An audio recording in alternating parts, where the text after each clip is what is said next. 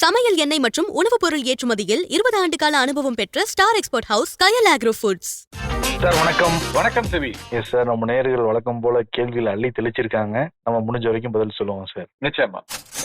Due டிராப்ஸ்ங்கிற அக்கௌண்ட்ல இருந்து surprised no word talk about Kalyan Jewellers which rise nearly 28% in a single day. 28% வந்து ஏறி இருக்கு அப்படின்னு சொல்லியிருக்காரு சார். எதனால சார் ஏறிச்சு 28% ஒரே நாள்? முதல்ல அவர் சொல்ற பாயிண்ட் கரெக்ட். ஒரு பங்கினுடைய விலை வந்து குறிப்பிட்ட காலகட்டத்துல வந்து மிகப்பெரிய அளவுல ஏறினுச்சுன்னா நம்ம நிகழ்ச்சி அதை விவாதிக்கணும்னு அவர் எதிர்பார்க்கிறாரு. அவருடைய எதிர்பார்ப்பு நியாயமானதுதான். நம்ம பண்ண அன்னைக்கு வந்து தொட்டோம், அதை கோடிட்டு காட்டணும். அதாவது ஜுவல்லரி ஸ்டாக்ஸ் எல்லாம் ஏறி இருக்குங்கிறத மட்டும் நம்ம சொன்னமே தவிர அதை வந்து அதுக்கு மேல பண்ணல. பட் ஒரு விஷயத்த நினைவுல வச்சுக்கணும், இந்த பங்கினுடைய முடிவுகள் வந்து நல்லா இருக்கு. காலாண்டு முடிவுகள் நல்லா இருக்கு. ஆனால் 9% அன்னைக்கு இறங்குனுச்சு. நான் முதல்ல டிசிஎஸ்க்கு சொன்னதுதான் இது. சென்ற மாதம் ஜூன் 11ஆம் தேதி இந்த பங்கினுடைய விலை 330 ரூபாய். கல்யாண் ஜுவல்லர்ஸ் நிறுவனத்துடைய பங்கினுடைய விலை 330 ரூபாய். அங்கிருந்து 381 ரூபாய்க்கு போனுச்சு ஜூலை 6ஆம் தேதி. இந்த ரிசல்ட்ஸ் பேசக்கூடிய இந்த காலகட்டம், அந்த காலகட்டத்துல பாத்தீங்கன்னா வந்து 381, 330, 381, 50 ரூபாய்க்கு மேல் ஏறி இருந்தது. கிட்டத்தட்ட 15% சொல்லலாமா,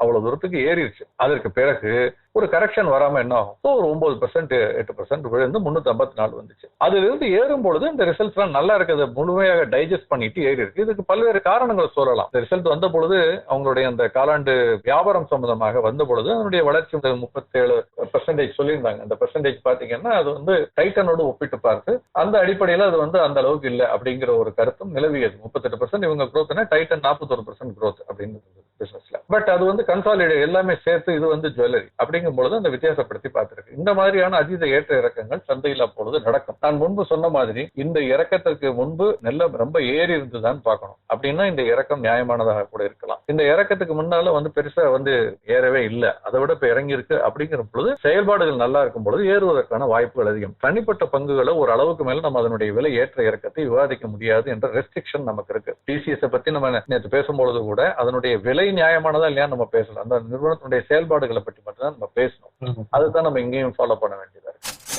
விஜயங்கிரன் என்ன கேட்டிருக்காரு அப்படின்னா, நீண்ட கால முதலீட்டிற்காக பங்கு வாங்கி வைத்திருக்கிறேன். லாபத்தில் சிறு பங்கின் லாபத்தை பதிவு செய்ய வேண்டும் என நீங்கள் அடிக்கடி சொல்வதுண்டு. சரியாக புரிந்து நினைக்கிறேன். ஆமா, கரெக்டா தான் புரிஞ்சிருக்காரு அவரு.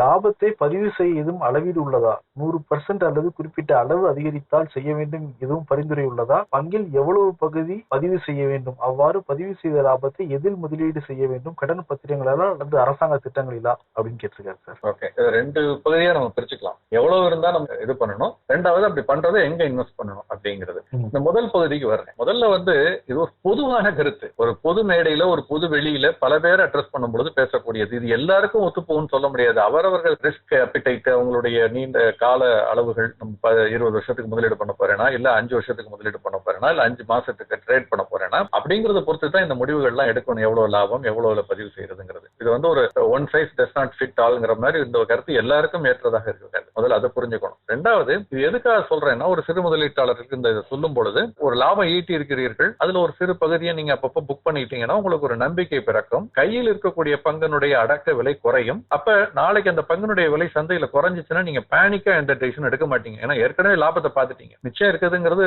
அதனுடைய அடக்க விலை ரொம்ப ரொம்ப குறைவு. அந்த விலைக்கு வருவதற்கான வாய்ப்புகள். ஒரு உதாரணம் சொல்றேன். ஒரு 200 பங்குகளை நீங்க வந்து 100 ரூபாய் விலைக்கு வாங்குறீங்க. ஒரு பங்கு ஒன்று 100 ரூபாய்னு. அந்த பங்கினுடைய விலை 100 ரூபாயிலிருந்து 200 ரூபாய்க்கு அதிகரிக்கிறது. அப்ப நீங்க ஒரு 100 பங்கு வித்தாலே அந்த 200 பங்கு செய்த முதலீடு நீங்க எடுத்துட முடியும். எங்க சார் அப்படி போகுதுன்னு கேட்காதீங்க. அந்த மாதிரி நிறைய போயிருக்கு. போகாம நஷ்டம் வரவும் செய்யும். நம்ம பேசக்கூடியது ஒரு சினாரியோ. 100 ரூபாய்க்கு வாங்கிய பங்கு 200 ரூபாய்க்கு போயிடுச்சுன்னா கையில் இருக்கக்கூடிய 200 பங்குகளில் ஒரு 100 பங்கு வித்தாலே நமக்கு 200 ரூபாய் கிடைச்சிடும். போட்ட காசு எடுத்தாச்சு. இப்ப இன்னொரு 100 பங்கு கையில வச்சிருக்கிறது முற்றிலும் இலவச பங்கா மாறிடுது. இப்ப அந்த பங்கினுடைய விலை 200ல இருந்து 150 வந்தாலும் நீங்க பயப்பட மாட்டீங்க, தைரியமா இருப்பீங்க.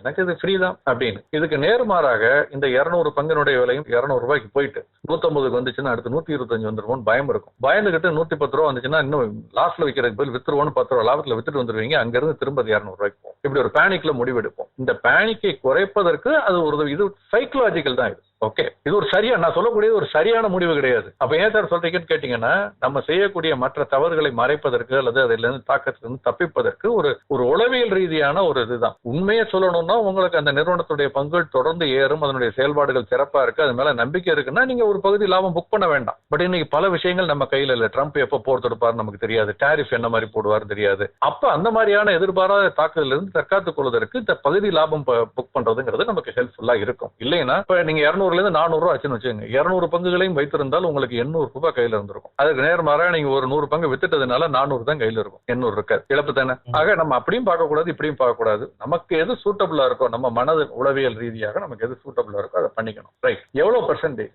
பொதுவாக ஒரு வருஷத்துக்கு மேல வச்சிருந்தாதான் நமக்கு நீண்ட கால மூலதன ஆதாயம் அப்படிங்கிறது வருமான வரி விலக்கு பெறுகிறது. 1.25 லட்சம் ரூபாய்க்கு ஒரு ஆளுக்கு 1.25 லட்சம் ரூபாய் ஒரு வருஷத்துக்கு நீங்க நீண்ட கால மூலதன ஆதாயம் ஈட்டுனா அதுக்கு வருமான வரி கிடையாது. அதனால ஒரு வருஷம் வச்சுக்கிறது நல்லது. பொதுவாக அதுக்குள்ள பெரிய நெகட்டிவ் நியூஸ் வந்தா லாப நஷ்டத்தை பார்க்காம வித்துறது பெட்டர். அதுக்கு மேல வச்சிருக்கு தான் நல்லது. அதுக்கு மேல போனாலும் 1.25 லட்சம் ரூபாய்க்கு மேல போனாலும் 12.5% தான். ஸோ அவ்வப்பொழுது கொஞ்சம் பண்றது நல்லது. இப்ப 2வது பகுதி கேள்விக்கு வருவோம். இப்படி வித்த பணத்தை என்ன பண்றது? இங்கதான் நிறைய பேர் தப்பு பண்ணுவாங்க. நிறைய பேர் ஸ்டாக்கை கரெக்டா ஸ்பாட் பண்ணிடுவாங்க. விற்கிறது கொஞ்சம் ஏறணும்னே பயத்துக்கு வித்துட்டு வந்துருவாங்க. ப்ராஃபிட் ரன் பண்ணாம பின்னால ரொம்ப ஏறி போடும். இது முதல் மிஸ்டேக். 2வது மிஸ்டேக் இந்த பகுதியில் பண்ணுவாங்க. இப்ப இது எங்க முதலீடு பண்றது? சரி, வித்து பணம் வந்துருச்சு, என்ன பண்றது? எதையாவது பண்ணணும்னு கை அடிக்கும். அது 1 மாசம் 2 மாசம் கூட வச்சிருக்க மாட்டோம்.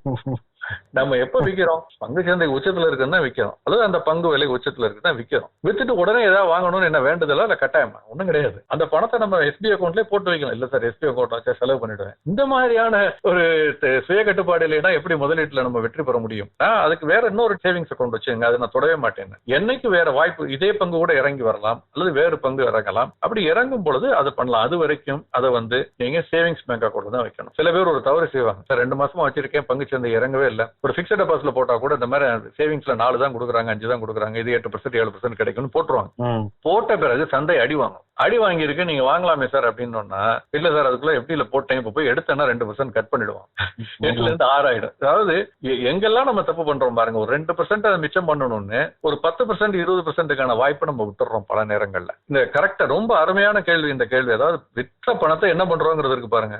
அது ஒரு சைக்கலாஜிக்கலான ஒரு டாக்டிக்ஸ். செலவு பண்ணாம கையில வச்சுக்க கத்துக்கணும். காந்தி சொன்ன மாதிரி ஒரு கடலை ஒரே ஒரு வேர்க்கடலையை சாப்பிட்டுட்டு மிச்ச கடலை ஒரு பொட்ட கடலையை சாப்பிடாம பாத்துக்கிட்டு இருக்கக்கூடிய மனப்பக்குவம் கண்டு அவர் நிஜமா சொன்னாரான்னு தெரியல. பட் பொதுவா சொல்லக்கூடியது பொது வெளியில. அது நான் அந்த கருத்துல நான் ஒத்து போறேன். அது இருக்கணும். 2வது, நமக்கு வாய்ப்பு இருந்தால்தான் முதலீடு செய்யணும். முதலீடு செய்யணுங்கிற கட்டாயம் எதுவும் கிடையாது. Super sir. ஆக்சுவலி ரொம்ப எக்ஸலண்டான பதிலா இருக்கு சார். இது எனக்கே சொன்ன மாதிரி இருக்கு சார். பத்திரமா நோடி வச்சுக்கிறேன் சார் நான் அமௌண்ட்டை. ராஜேஷ்ங்கிற நேர் what deal they have done with ஆந்த்ரோபிக்னு கேட்டிருக்காரு. டிசிஎஸ் பத்தி கேட்கிறாருன்னு நினைக்கிறேன். நம்ம பேசினதுனால அதனுடைய கமெண்டா தான் இருக்கு ஃபாலோ ஆனா.